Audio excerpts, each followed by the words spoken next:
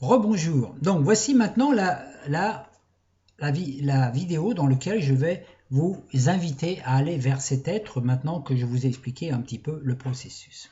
Donc comme je vous ai dit dans la vidéo précédente, je vais maintenant employer le tu.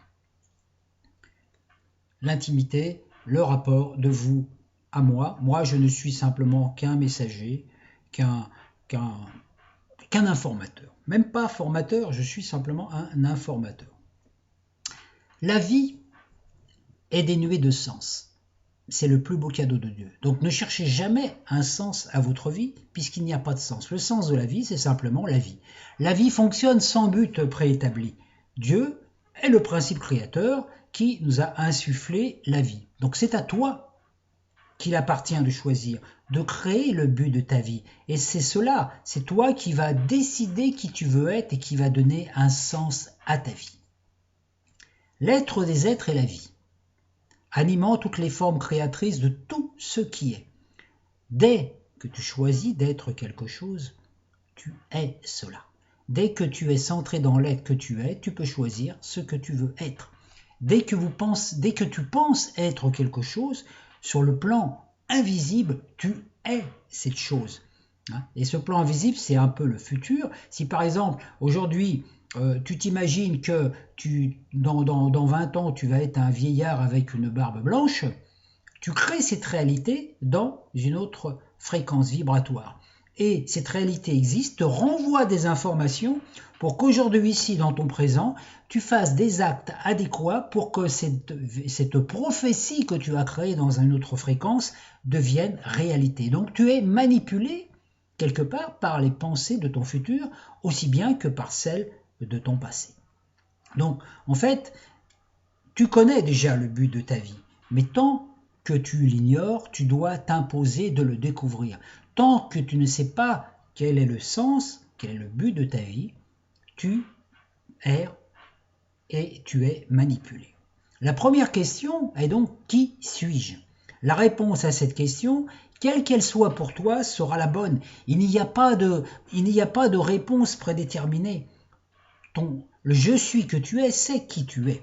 Donc ne cherche pas à découvrir le but de ta vie, concentre-toi pour le choisir. C'est toi qui détermines ce que tu veux être. Donc il est important à un moment dans ta vie d'écrire le but de ta vie, de dire voilà, le but de ma vie c'est cela. Déjà, c'est une première étape. Il faut être conscient que le mot être et le mot faire sont deux choses différentes, comme faire, comme si avoir ou être. Le faire est en relation avec le corps. Mon corps peut faire des choses, alors que l'être en moi est une fonction de mon âme. Le faire se manifeste donc par exemple le faire se manifeste par ton ascendant astrologique, ton corps fait, et ton âme se manifeste par ton signe solaire, c'est-à-dire c'est une fonction, c'est une émanation, c'est une essence. Pour accéder au bien-être, tu dois choisir ce que tu veux être et non ce que tu veux faire. C'est le faire qui doit jaillir de l'être et non l'inverse. Et ça, c'est très important parce que quand tu es dans l'état d'être que tu as choisi, ton corps automatiquement va se mettre en mouvement pour faire ce qui doit être fait pour que ce que tu as choisi d'être se manifeste. Donc, à chaque instant, par exemple, ton corps fait quelque chose pour que ton esprit parvienne à un état d'être. Par exemple, je sais pas, tu fais du sport pour être en forme, tu lis un livre pour apprendre des choses, etc. Ça fait partie du faire. Donc, le corps a des réactions automatiques que tu ne contrôles pas. Elles sont le reflet de ton état d'être atteint. Si à l'intérieur de toi, tu es dans un état d'être de désespoir, ton corps va automatiquement adapter ses activités musculaires et tout à cela. Donc déjà, ça va baisser ton taux vibratoire, tu vas te sentir mal, peut-être que tu vas avoir mal au ventre, mal quelque part dans ton corps, ou tu vas avoir ce malaise qui va se manifester. Simplement parce que tu as nourri un état d'être de désespoir, ton corps va réagir extérieurement comme si ce désespoir était une réalité, puisque ton corps fait ce que ton être te dit de faire. Hein. On voit ça par exemple au théâtre. Un acteur peut simuler la joie en faisant remonter un souvenir d'une joie vécue dans... Voilà. Donc, et son corps, le corps de l'acteur ne fait aucune différence entre le moment présent et le souvenir. Le cerveau de l'acteur manifeste simplement ce qu'il a enregistré. C'est-à-dire qu'un acteur qui se met en colère sur scène, hein, qui se met dans une véritable colère pour jouer son rôle, enregistre l'information dans son cerveau et son cerveau enregistre cette colère comme si elle était vraiment réelle. C'est la même chose pour les films. Quand tu regardes un film et que tu vis une émotion, hein, tu vas exactement enregistrer, ton cerveau va enregistrer l'information. Le cerveau ne fait aucune différence entre la fiction et la réalité. Alors c'est à la fois un gros problème et c'est en même temps une sacrée aide. Parce que si ton cerveau est capable, n'est pas capable de discernement, ça veut dire que si tu regardes par exemple un film dans lequel il se passe des belles choses et que ce film te suscite des belles émotions, te donne de la joie, comment je vais dire, de l'optimisme, de l'enthousiasme, automatiquement ton cerveau enregistre. Et c'est pour ça qu'en regardant le film qui va t'apporter cette joie, tu vas modifier les engrammes de ton cerveau.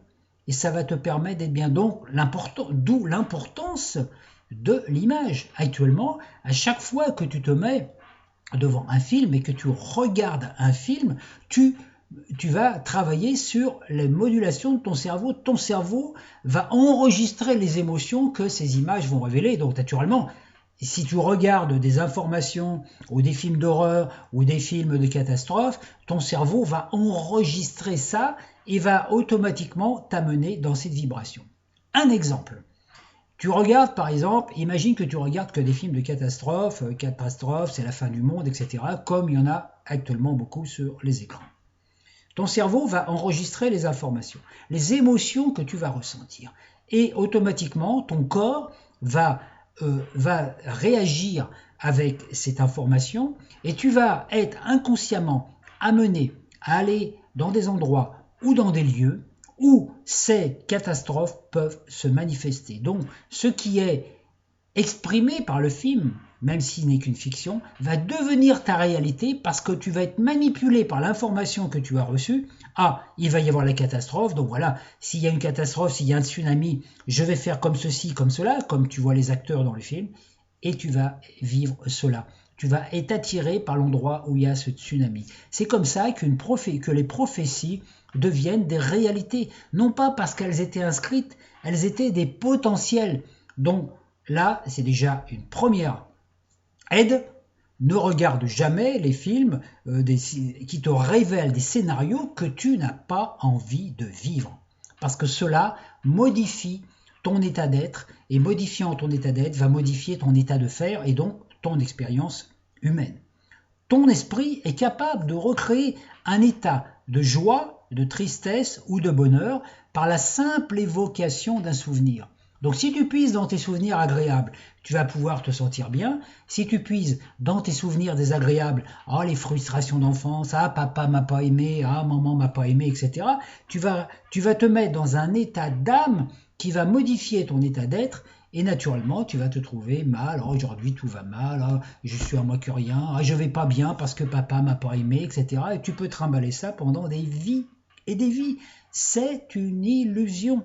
Il faut arrêter de projeter la responsabilité du présent sur les autres personnes, que ce soit les parents, les grands-parents, le gouvernement, la religion.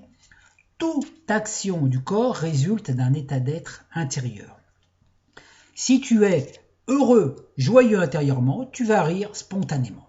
Ça va se faire tout seul. Tu vas même pas, le moindre truc va te faire rire. Ton esprit donc utilise les fonctions faire automatiques de ton corps pour refléter ton état d'être.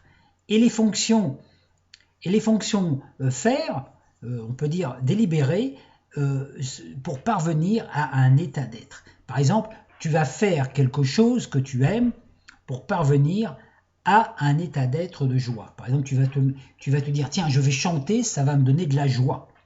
Ça va travailler dans l'autre sens. Tu es donc toujours en train de faire quelque chose. Ton corps est toujours en train de faire quelque chose et ton corps démonte ton état d'être. Donc tu ne peux pas tricher avec ça parce que Même si tu dis à tout le monde, ah, je suis heureux, je suis joyeux, tout va bien dans ma vie, si ton état d'être intérieur n'est pas dans cette vibration-là, si tu es plutôt dans des états d'âme, illusoires, automatiquement, ton message ne va pas passer, les autres vont bien ressentir que tu racontes des bobards et que tu es dans le paraître. Tu veux paraître bien alors que tu vas mal. Donc tu mets un voile, tu te mens à toi-même, tu crois mentir aux autres, mais tu leur mens pas parce que les autres te perçoivent comme tu es. Donc si à l'intérieur de toi tu te sens dépressif, tu peux dire ce que tu veux, tu peux faire semblant rire, faire le clown, les gens sauront que tu es dépressif. Et ça, c'est pas leur conscience qui leur dira, ça se passe au niveau du plan de l'inconscient. C'est une télépathie vibrale. Ton corps est donc la démonstration vivante de l'état d'être dans lequel se trouve ton âme. Donc, ne cherche pas à faire des choses pour être, mais enracine-toi dans l'être pour faire les choses. Si tu as choisi d'être heureux, tu t'enracines dans le fait d'être heureux, et à partir de là, tu vas pouvoir changer. C'est quand ton faire émergera de ton être en le proclamant et non en cherchant à le créer, que tu seras suffisamment centré et qu'à partir de là, tu vas pouvoir rayonner ta lumière, que tu vas trouver l'expression parfaite de ton être. Par exemple, tu peux te dire, tiens, je vais chanter pour être heureux, ça tu pars du faire pour aller à l'être, ou alors tu vas te dire, ah non, j'ai décidé d'être heureux, tiens, chanter, ça me montrerait aussi que je suis heureux. Oui, c'est donc tout à fait. Donc partir de l'être, c'est partir du soi. Partir du faire, c'est partir du moi. Donc ne fais pas un acte pour être heureux, mais choisis d'être heureux et fais les actes qui rendent cela réel. Donc ça c'est très important, mets toujours l'être avant le faire. J'arrête aujourd'hui cette vidéo parce que je ne veux pas faire des vidéos trop longues. Et puis, la suite dans la prochaine vidéo. Déjà, il y a déjà de quoi travailler avec cette vidéo.